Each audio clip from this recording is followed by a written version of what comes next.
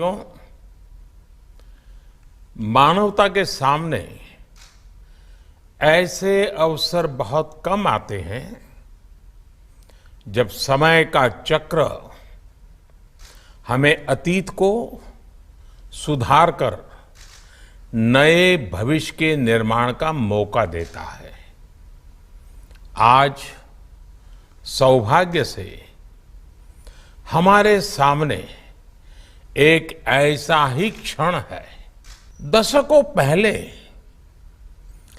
जैव विविधता की सदियों पुरानी जो कड़ी टूट गई थी, विलुप्त हो गई थी, आज हमें उसे फिर से जोड़ने का मौका मिला है। आज भारत की धरती पर चीता लौट आए हैं और मैं ये भी कहूंगा कि इन चीतों के साथ ही भारत की प्रकृति प्रेमी चेतना भी पूरी शक्ति से जागृत हो उठी है। मैं इस ऐतिहासिक अवसर पर सभी देशवासियों को बहुत बहुत बधाई देता हूं। विशेष रूप से मैं हमारे मित्र देश नामीबिया और वहां की सरकार का भी धन्यवाद करता हूं, जिनके सहयोग से दशकों बाद चीते भारत की धरती पर वापस लौटे हैं। मुझे विश्वास है ये चीते न केवल प्रकृति के प्रति हमारी जिम्मेदारियों का बोध कराएंगे, बल्कि हमारे मानवीय मूल्यों और परंपराओं से भी अवगत कराएंगे।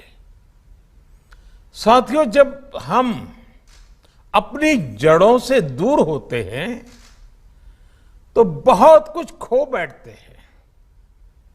इसलिए ही आजादी के इस अमृत काल में हमने अपनी विरासत पर गर्व और गुलामी की मानसिकता से मुक्ति जैसे पंच प्राणों के महत्व को दोहराया है।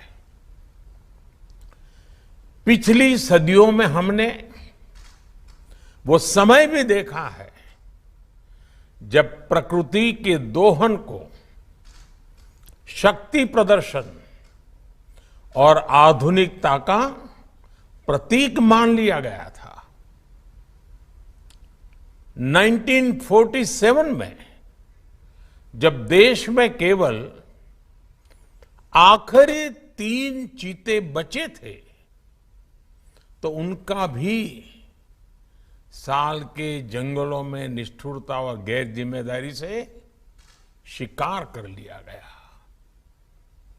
ये दुर्भाग्य रहा कि हमने 1952 में चीतों को देश से विलुप्त तो घोषित कर दिया, लेकिन उनके पुनर्वास के लिए दशकों तक कोई सार्थक प्रयास नहीं हुआ।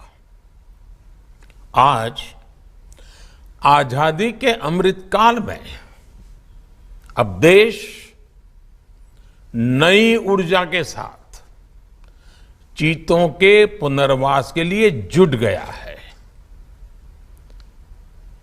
अमृत में तो वो सामर्थ्य होता है जो मृत को भी पुनर्जीवित कर देता है। मुझे खुशी है कि आजादी के अमृत काल में कर्तव्य और विश्वास का ये अमृत हमारी विरासत को, हमारी धरोहरों को और अब चीतों को भी भारत की धरती पर पुनर्जीवित कर रहा है। इसके पीछे हमारी वर्षों की मेहनत है। एक ऐसा कार्य राजनीतिक दृष्टि से जिसे कोई महत्व नहीं देता, उसके पीछे भी हमने भरपूर ऊर्जा लगाई। इसके पीछे एक विस्तृत चीता एक्शन प्लान तैयार किया गया। हमारे वैज्ञानिकों ने